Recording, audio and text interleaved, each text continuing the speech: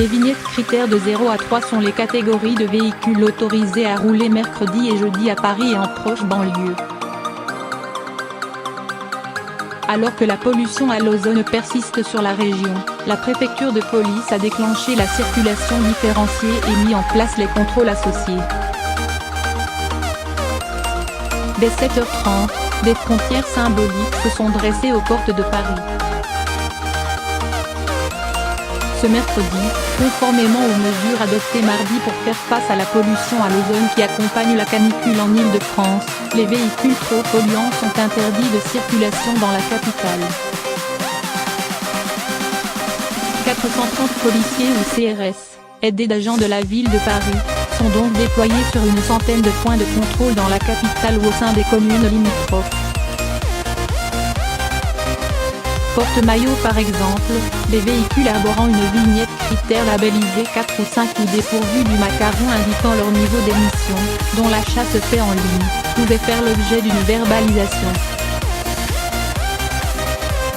Ils courent ainsi le risque de voir leur véhicule immobilisé, même si la solution ne semble pas celle privilégiée par les forces de l'ordre.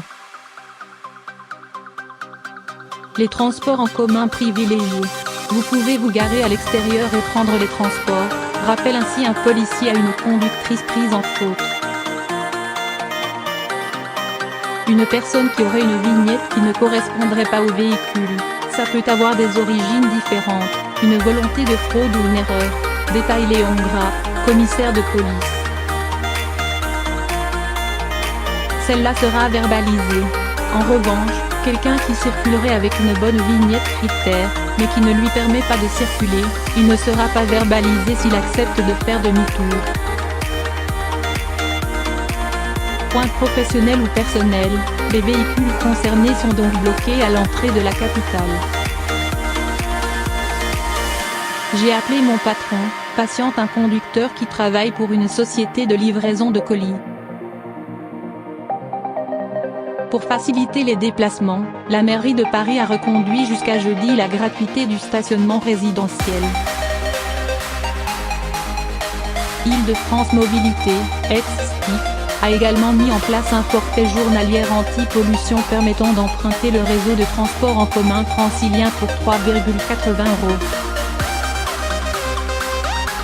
Selon les autorités, la mesure, associée notamment à un abaissement de la vitesse maximale autorisée de 20 km/h, permettrait de réduire de 32% la part d'oxyde d'azote émise par le trafic à l'intérieur des délimitations de la 86.